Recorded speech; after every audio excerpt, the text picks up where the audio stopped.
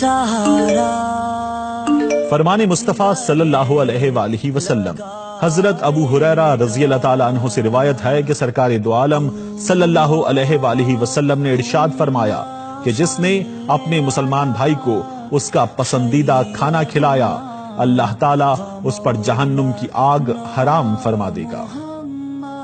کیا تمہیں خبر ہے کہ رحمت دو جہاں حضرت محمد مصطفیٰ صلی اللہ علیہ وآلہ وسلم کا عمل نہ صرف ہمارے لیے بہترین نمونہ ہے بلکہ ایک امانت بھی ہے، اور اس امانت کو ہمیں اپنے قول اور عمل سے دوسروں تک پہنچانا ہے۔